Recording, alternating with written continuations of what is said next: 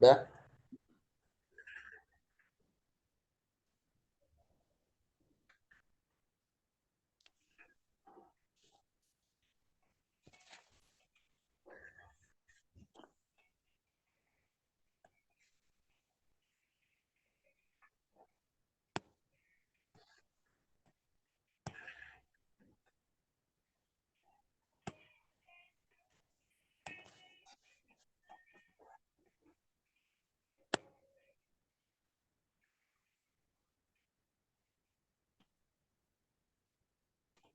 Oke, perkenalkan kami dari kelompok L13 akan mempresentasikan hasil tugas kelompok kami, yaitu menganalisis tentang agritech dan foodtech yang ada di Indonesia ini.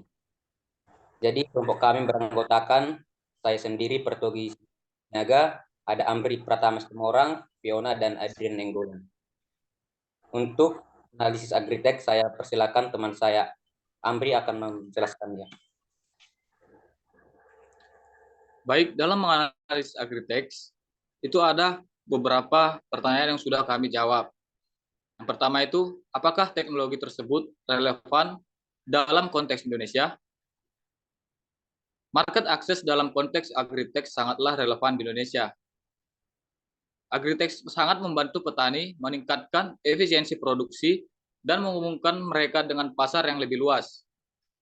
Dengan populasi petani yang besar dan beragam, jenis produk pertanian di Indonesia, solusi agritech dapat membantu meningkatkan kesejahteraan petani dan memperluas akses pasar untuk produk pertanian.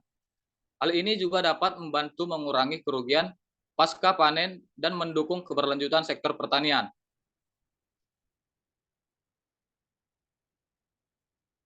Selanjutnya, siapa pelanggan potensi di Indonesia?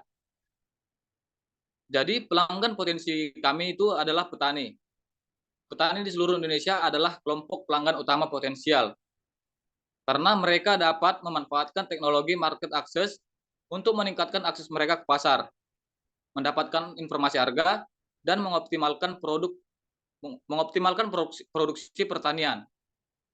Nah, kemudian masalah spesifik yang dihadapi pelanggan yang dapat diatasi oleh teknologi. Yang pertama itu ada keterbatasan pasar, kedua informasi pasar, ketiga distribusi dan logistik, keempat pembayaran dan keuangan, kelima peluang ekspor, dan keenam jaminan kualitas. Selanjutnya, jelaskan sifat dari masalah tersebut. Nah, masalah market access dalam agritech dapat bersifat terang-terangan ketika regulasi atau hambatan bisnis secara eksplisit menghalangi akses pasar. Sifat laten muncul ketika ada kendala yang mungkin tidak terlihat secara langsung, seperti perubahan kebijakan yang dapat mempengaruhi akses pasar di masa depan. Masalah ini bersifat kritis karena dapat menghambat pertumbuhan industri agritech secara signifikan. Meskipun upaya pencegahan dapat dilakukan, masalah market access seringkali tidak dapat dihindari sepenuhnya, sehingga perusahaan agritech perlu memiliki strategi adaptasi yang kuat.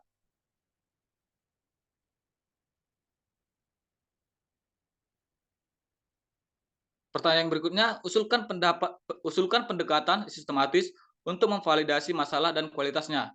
Yang pertama itu, kami akan melakukan identifikasi masalah, kedua, mengumpulkan data, ketiga, menganalisis data, keempat, konsultasi dengan stakeholder, kelima, membuat prototipe solusi, keenam, uji coba, dan ketujuh, evaluasi dampak.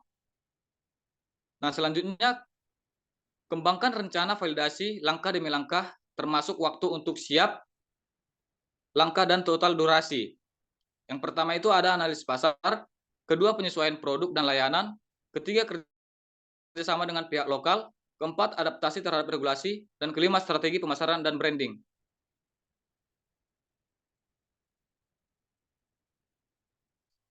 Selanjutnya, jelaskan bagaimana setiap langkah akan dilaksanakan dengan fokus pada detail-detail utama. Tentukan peran timmu untuk setiap langkahnya. Nah, jadi yang pertama itu untuk analisis pasar kami membutuhkan waktu 2-3 bulan. Kedua, untuk penyesuaian produk dan layanan, kami membutuhkan waktu 2-4 bulan. Ketiga, kerjasama dengan pihak lokal 3-6 bulan. Keempat, adaptasi terhadap regulasi 2-4 bulan. Kelima, melakukan strategi pemasaran dan branding itu selama 2-3 bulan. Keenam, pelatihan dan edukasi selama 3-6 bulan. Ketujuh, uji coba produk 4-6 bulan. Yang ke-8, peluncuran resmi itu membutuhkan 1-2 bulan. Yang ke-9, pemantauan dan evaluasi itu secara berkelanjutan.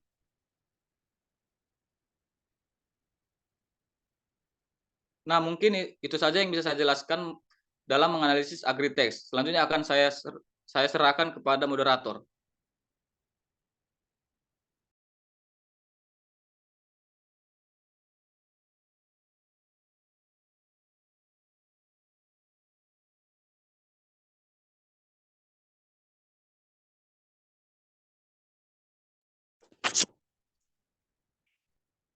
Oke, yang selanjutnya saya akan menjelaskan tentang analisis di food tech.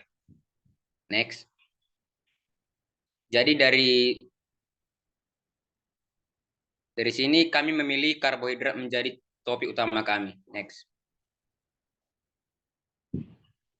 Jadi untuk yang pertanyaan yang pertama, apa segmen yang dipilih? Siapa target audiensnya? Dapatkah menjangkau beberapa dari mereka dan melakukan wawancara dengan mudah? Jadi kami membuat berdasarkan peta pikiran yang telah kami bahas, kami memilih segmen karbohidrat yang akan menjadi target audiens kami. Audiens ini mencakup seluruh lapisan masyarakat yang seharusnya mudah dijangkau untuk dilakukan wawancara. Next. Siapa saja sih yang menjadi pelanggan potensial di Indonesia? Jadi, pelanggan potensial untuk restoran cepat saji di Indonesia dapat mencakup berbagai kelompok, termasuk anak muda, keluarga, mahasiswa, pekerja kantor, wisatawan, dan orang-orang dengan jadwal yang sibuk. Penggemar makanan barat dan mereka yang mencari variasi makanan, preferensi, dan faktor lain seperti harga, lokasi, kualitas, dan promosi juga memainkan peran penting dalam mempengaruhi pilihan pelanggan. Dalam perkembangan lebih lanjut, tren kesehatan dan kepedulian lingkungan juga mempengaruhi permintaan untuk pilihan makanan cepat saji yang lebih sehat dan berkelanjutan. Next. Masalah spesifik apa yang dihadapi pelanggan ini yang dapat diatasi oleh teknologi tersebut? Jadi masalah yang bisa dihadapi teknologi yaitu dapat mengatasi berbagai masalah yang dihadapi pelanggan dalam konteks makanan cepat saji, termasuk mengurangi waktu tunggu, menghindari kesalahan pesanan, memberikan informasi gizi, memudahkan pembayaran, menyampaikan promosi, memfasilitasi kontrol diet, mendengar umpan balik, meningkatkan efisiensi operasional, dan memberikan pengalaman yang lebih baik terhadap pelanggan sambil memenuhi beragam kebutuhan dan preferensi konsumen. Next.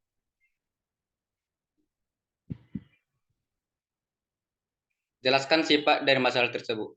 Jadi, masalah dalam sifat makanan cepat saji seperti waktu tunggu, kesalahan pesanan, informasi gizi, pembayaran promosi, kontrol diet, umpan balik pelanggan, dan drive-thru otomatis kompleks dan beragam.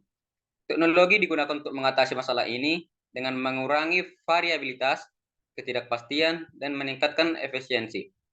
Jadi, fokusnya teknologi meningkatkan pengalaman pelanggan, memastikan ketepatan dan memenuhi preferensi konsumen.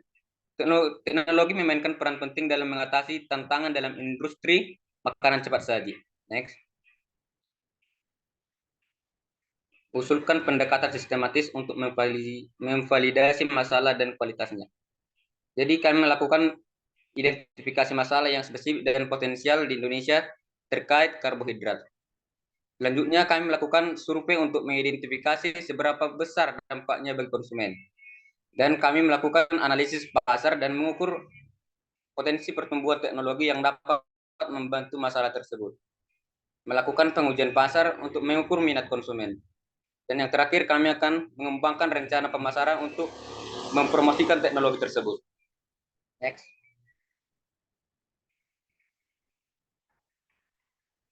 Kembangkan rencana validasi langkah demi langkah. Yang pertama, identifikasi masalah keterkaitan konsumen yang ada di Indonesia dan lakukan survei konsumen untuk mengidentifikasi masalah tersebut. Lalu analisis pasar dan selanjutnya uji coba produk untuk mengukur kelayakannya. Pengujian dasar untuk mengukur minat konsumen, merencanakan pemasaran, identifikasi feedback dari konsumen, dan yang terakhir survei kepuasan konsumen. Next.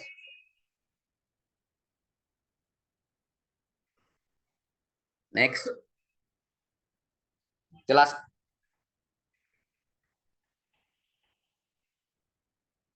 Jelaskan bagaimana setiap langkah akan dilaksanakan. Yang pertama,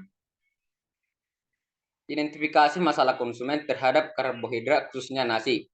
Melakukan riset untuk mengidentifikasi masalah melalui wawancara dengan konsumen.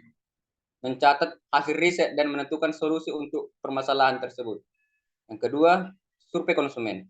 Menentukan secara spesifik segmen konsumen yang akan disurvei. Membuat pertanyaan yang relevan dan efektif untuk mengidentifikasi masalah tersebut.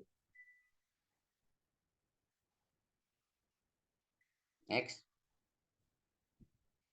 Mungkin itu saja masa analisis yang kami lakukan terhadap food tech yang ada di Indonesia. Saya kembalikan kepada moderator.